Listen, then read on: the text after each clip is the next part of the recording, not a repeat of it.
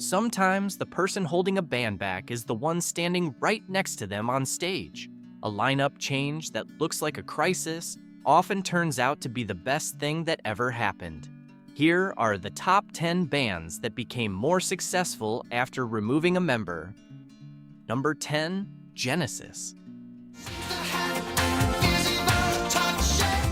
Genesis formed in 1967 at Charterhouse School in Surrey, England, and spent the early part of their career as a progressive rock band built around the theatrical, operatic stage presence of Peter Gabriel. Through albums like Nursery Crime in 1971, Foxtrot in 1972, and Selling England by the Pound in 1973, they developed a devoted following in the United Kingdom and a growing audience in the United States and Europe. Gabriel was the face and the voice. His elaborate costumes, character personas, and storytelling between songs made Genesis shows unlike anything else in rock at the time. In 1975, after the release of the double album The Lamb Lies Down on Broadway and the exhausting tour that followed it, Gabriel left the band to pursue a solo career. He cited personal reasons, including his wife's difficult pregnancy and a desire to explore creative territory outside the band. The announcement was a shock to fans and to the music press, who widely assumed Genesis would dissolve without their most visible member.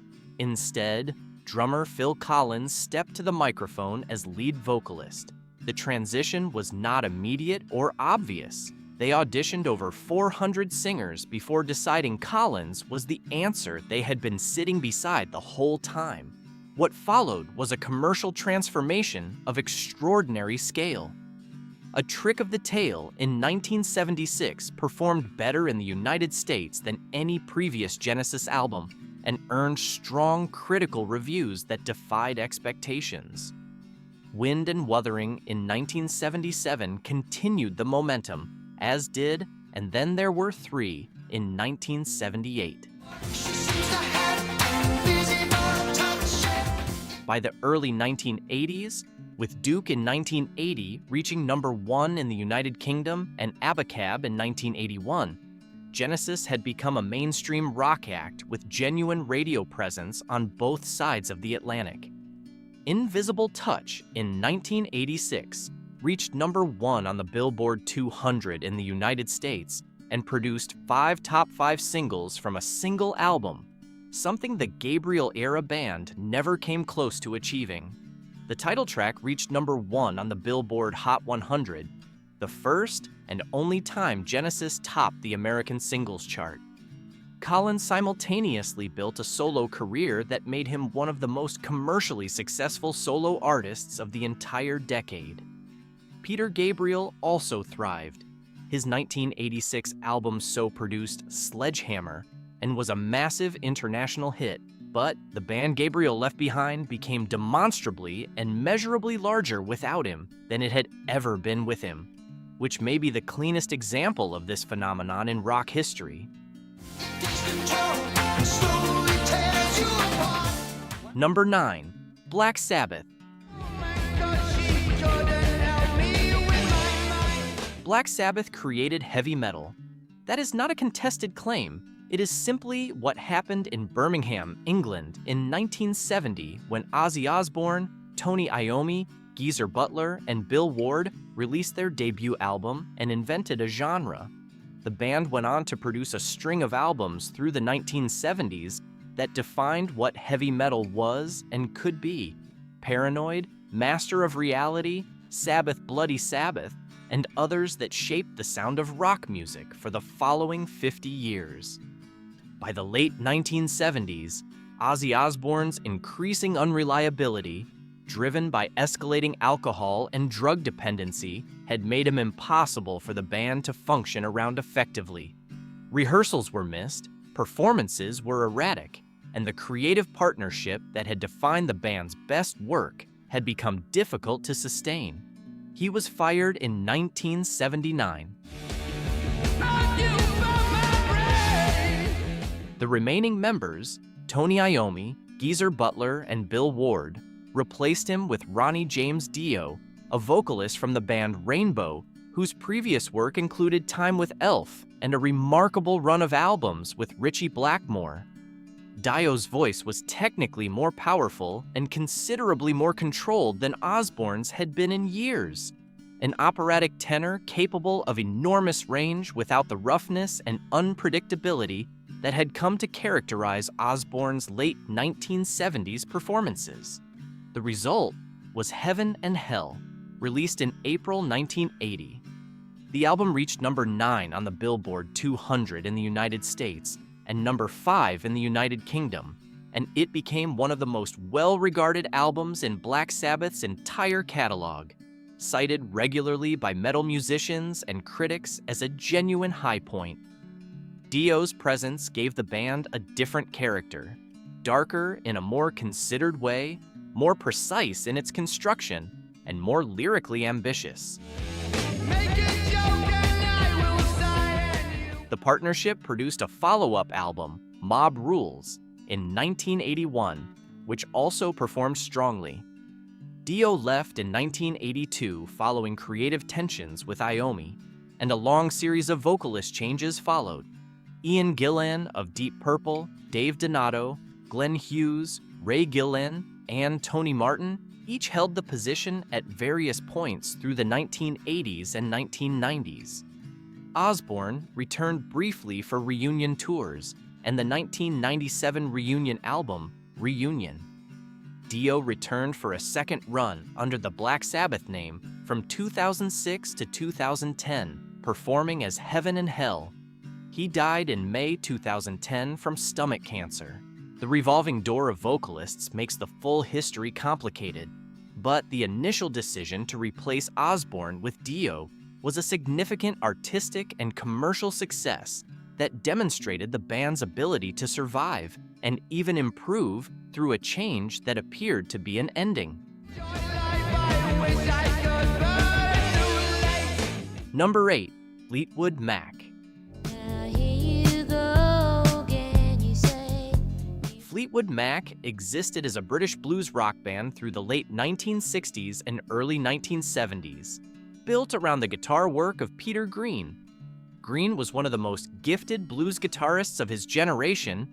Eric Clapton has said Green was the only guitarist who ever made him nervous, and the band he assembled produced music of genuine originality. Then Green experienced a serious mental health crisis in 1970, fueled in part by LSD use, and left the band. Other key members departed over the following years. Jeremy Spencer disappeared in 1971 to join a religious organization while the band was on tour in Los Angeles. Danny Kirwan was fired in 1972 following erratic behavior. The band that survived those departures was a fundamentally different organization. Mick Fleetwood and John McVie, the rhythm section that had anchored every lineup, were the constants. In 1974, they saw Lindsey Buckingham and Stevie Nicks performing together in Los Angeles and recruited them as a duo. Buckingham was a gifted guitarist and producer. Nicks was a songwriter with a voice and stage presence that was immediately distinctive. Both had just recorded a duo album, Buckingham-Nicks, that had not found commercial success, which meant they came to Fleetwood Mac without the leverage of an alternative. The commercial results were staggering. The 1975 self-titled album Fleetwood Mac reached number 1 on the Billboard 200 and went platinum multiple times, producing hits including Rhiannon, Say You Love Me, and Landslide. Rumors in 1977, recorded in the middle of the simultaneous romantic collapse of both the Buckingham-Nicks relationship and the McVie marriage, became one of the best-selling albums in recorded music history, selling over 40 million copies worldwide and spending 31 weeks at number 1 in the United States. It won the Grammy Award for Album of the Year in 1978. The British blues band that Peter Green had built was replaced by something entirely different in character and commercial ambition, a California-inflected soft rock and pop group whose music was more accessible, more radio-friendly, and commercially far more successful than anything the original lineup had produced.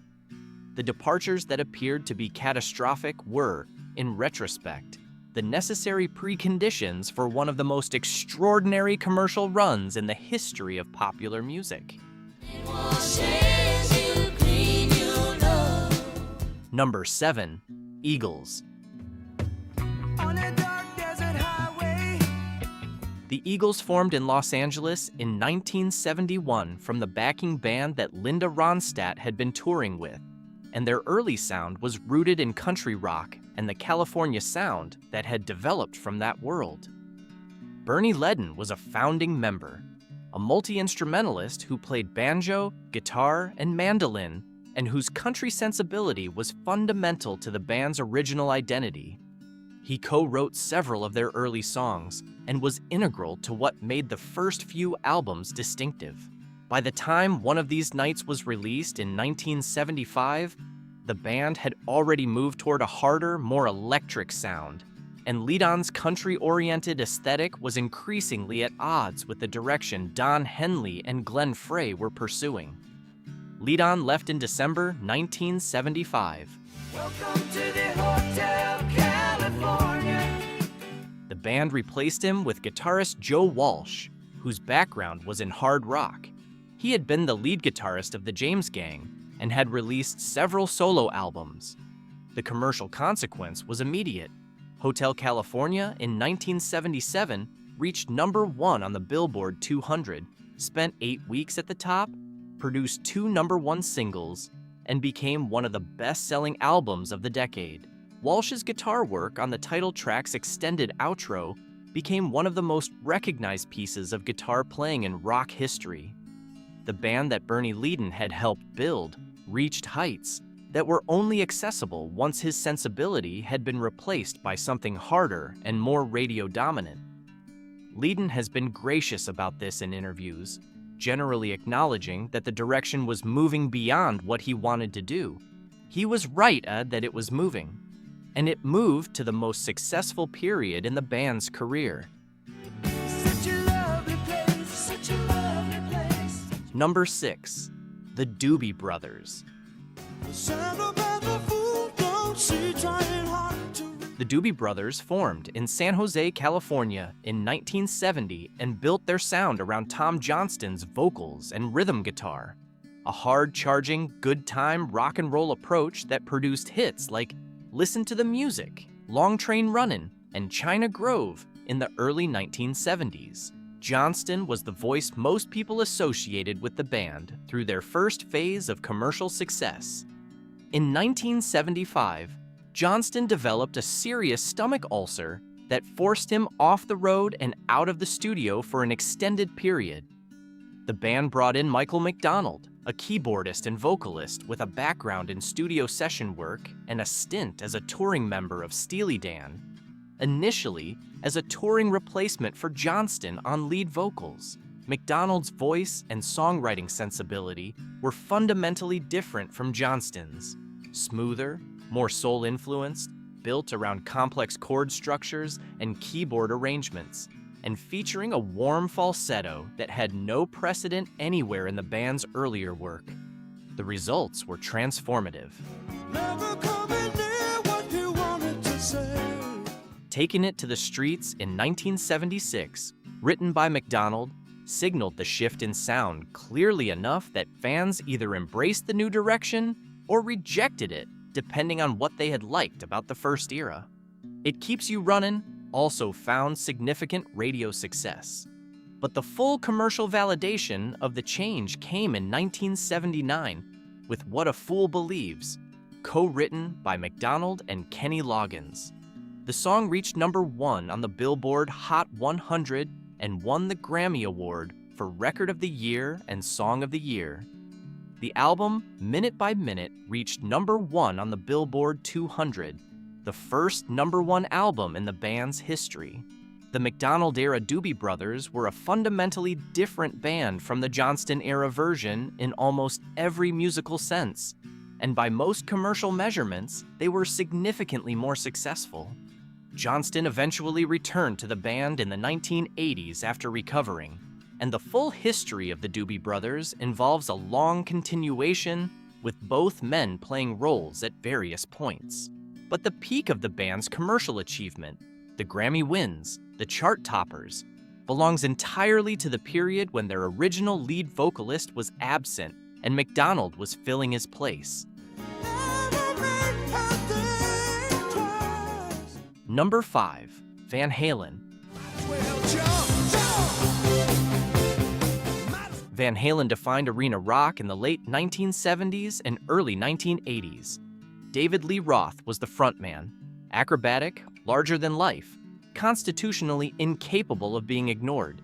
And the band he fronted produced Van Halen in 1978, one of the most successful debut albums in rock history, followed by Van Halen 2, Women and Children First, Fair Warning, and 1984, each building the band's reputation and commercial reach.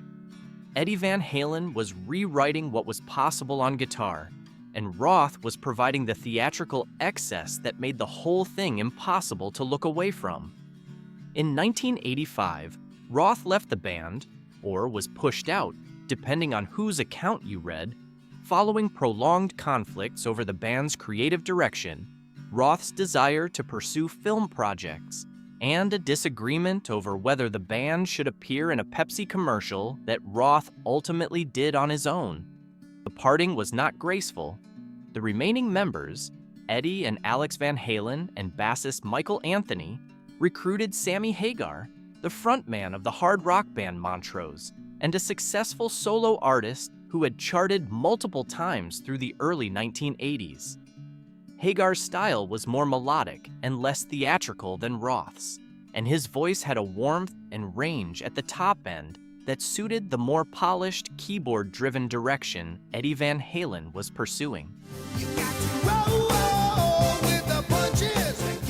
5,150 in 1986, the first Van Halen album with Hagar on vocals, reached number 1 on the Billboard 200, the first chart-topping album in the band's career, despite the enormous commercial success of everything they had released with Roth. OU8, 1-2 in 1988, also reached number 1 on the Billboard 200. For Unlawful Carnal Knowledge in 1991, debuted at number 1 as well, giving the band 3 consecutive chart-topping albums across 6 years. The Roth era, for all its cultural impact and its foundational importance to 1980s rock, never once reached number 1 on the album chart. Hagar's era produced 3 in a row. The fan debate about which era was better has never fully resolved and probably never will. Roth's personality, humor, and athletic showmanship are irreplaceable to many who grew up with Van Halen in 1984. Roth himself had a brief solo burst of success, particularly with his 1986 Eat 'em and Smile album. Hagar eventually left in 1996 following his own conflicts with Eddie Van Halen, and Gary Cherone of Extreme briefly held the vocalist position before the band reunited with Roth in 2007. Eddie Van Halen died in October 2020. The story of the two eras remains one of the most reliably argued topics among rock fans of a certain generation. But the commercial record during the Hagar years stands on its own without argument. Number 4, Pink Floyd. Pink Floyd in their original configuration were a psychedelic rock band built around Syd Barrett, songwriter, guitarist, and the creative center of everything they did. Barrett had a genuinely original mind, a gift for melody, and an approach to songwriting that was unlike anything in British pop at the time. He was also deteriorating rapidly. By late 1967, Barrett's behavior had become so unpredictable that the band was functionally unable to perform with him. Stories from that period describe him standing on stage playing the same chord for an entire song, or adjusting his guitar tuning throughout a set, or simply standing motionless. David Gilmour was brought in initially to play alongside Barrett in late 1967, with the hope that Barrett might remain as a non-performing songwriter who contributed material without needing to tour. That arrangement lasted only weeks. Barrett's behavior during those final shared performances, showing up to television tapings with his hair matted with a mixture of Brill cream and crushed Mandrax pills, playing variations of complete silence on stage, made it clear that no workable arrangement was possible. Hey, teacher, leave them kids alone. Barrett's last recorded performance with the band was in early 1968, and he never returned. He made 2 solo albums in 1970, The Madcap Laughs and Barrett, with considerable help from former bandmates, and then retreated almost entirely from public life in Cambridge until his death in July 2006. The band that continued without him took several years to find its footing. Roger Waters gradually became the dominant creative force, and David Gilmour's guitar work, fluid, lyrical, built on space and sustain rather than Barrett's more angular approach, became the sonic signature of what followed. Metal in 1971 was a transitional record that pointed toward where they were going. The Dark Side of the Moon in 1973 was the arrival. The album spent 741 weeks on the Billboard 200 chart, a record that has never been approached by any other album. It remained on that chart continuously for years and has returned multiple times since. Wish You Were Here in 1975, dedicated explicitly to Syd Barrett, followed Animals in 1977 and The Wall. In 1979, each became defining cultural objects of their decade. The Dark Side of the Moon has sold over 50 million copies worldwide and is the 3rd best-selling album in history. The post-Barrett Pink Floyd was not a continuation of what Barrett had started. It was something built from the ground up by people who had witnessed his vision and were then left to construct their own. What they constructed is one of the most commercially and artistically significant bodies of work in the history of recorded music. Number 3, The Rolling Stones. In June 1969, Brian Jones, the founder of the Rolling Stones, the man who had assembled the original band and named it, was dismissed by the other members, primarily over his increasing inability to function due to drug and alcohol dependency. He had been a crucial part of the band's early identity. His slide guitar, dulcimer, and willingness to incorporate unusual instruments had given the early Stones recordings a texture that Mick Jagger and Keith Richards' songwriting alone would not have produced. Jones died on July 3, 1969, a month after his dismissal, found at the bottom of his swimming pool. He was 27 years old. The Stones had already replaced him with Mick Taylor, a 20-year-old guitarist from John Mayall's Blues Breakers, whose fluid, melodic playing was technically superior to anything Jones had contributed in years. What followed was the most critically acclaimed period in the Rolling Stones' history. Let It Bleed in 1969, Sticky Fingers in 1971, Exile on Main Street in 1972, and Goat's Head Soup in 1973 constitute a run of albums that virtually every serious list of the greatest rock records ever made draws from heavily. Exile on Main Street in particular is considered by many critics the greatest rock album ever recorded. Taylor's contributions to those albums, his lead guitar work on Sticky Fingers and Exile in particular, were foundational to what made those records sound the way they do. He was a technically gifted player whose melodic sensibility balanced Richards' more rhythmic approach in a way that gave the band its best music. Taylor left the Stones in December 1974, citing dissatisfaction with the songwriting credit arrangements, and was replaced by Ron Wood in 1975. the band continued to tour and record through the following decades, becoming one of the highest-grossing live acts in history.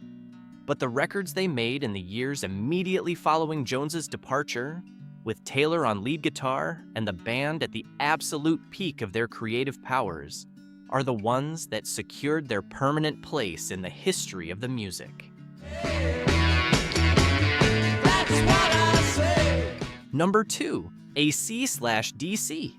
AC/DC formed in Sydney, Australia in 1973, founded by brothers Malcolm and Angus Young.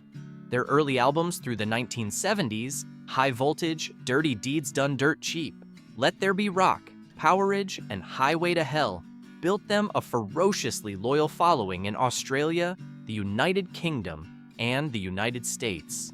Bon Scott was their vocalist, a former drummer with a background in several Australian bands, a raspy, swaggering voice, and an irreverent stage presence that matched perfectly with the band's sound and attitude.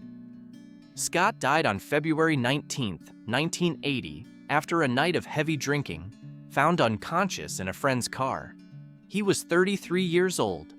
The band faced a genuine existential question: end or continue? Malcolm and Angus Young decided to continue and found Brian Johnson, the vocalist of a British band called Geordie, through an audition process.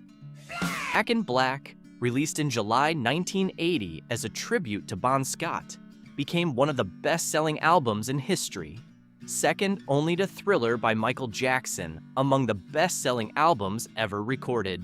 It has sold an estimated 50 million copies worldwide. The album that followed Scott's death outsold every album made during his lifetime by an almost incomprehensible margin. Johnson's voice was different from Scott's, rawer at the top of its range, more nasal, but it suited the material perfectly. AC/DC went on to produce For Those About to Rock in 1981, another massive seller, and continued as one of the highest-grossing live acts in music for the following 4 decades. The tragedy of Bon Scott's death is not diminished by what came after, but the commercial fact is that the biggest success in the band's history came in direct response to the loss of the member who had seemed most irreplaceable. Number 1, the Beatles. Hey Jude, don't make it bad. In August 1962, Pete Best was dismissed as the Beatles' drummer, 4 days before the band was scheduled to begin recording at EMI's studios in London with producer George Martin. Best had been with the band since 1960, through the Hamburg years, through the grinding club performances, through the early period when almost nothing about their future success was certain. He was replaced by Ringo Starr, who had been drumming for Rory Storm and the Hurricanes, and was already known to the other Beatles from Hamburg. Best has said in interviews over the decades that he never fully understood why it happened when it did, and the precise reasons remain somewhat murky. George Martin had expressed reservations about Best's drumming during the group's EMI audition in June 1962, and the other 3 members had grown closer with Starr during his time with them in Hamburg. Whatever combination of factors drove the decision, it was made without Best's knowledge and communicated to him by manager Brian Epstein. Feel the pain. Hey Jude, refrain. What Ringo Starr brought to the band was not flashiness. He was and remains one of the most economical, perfectly calibrated drummers in rock history. But something more essential, the ability to lock into the music at exactly the right place, every time, without calling attention to himself. His pocket was impeccable, his timing was absolute, and the band that George Martin went on to record made the most commercially successful and artistically influential catalog in the history of popular music.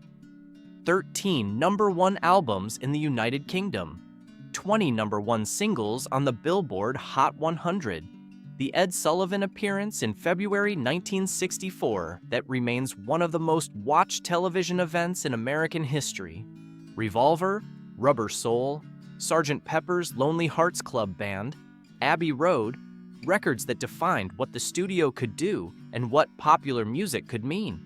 Pete Best was a perfectly capable drummer who played his role in the band's early formation. What happened after he left is simply the most successful chapter in the history of recorded music.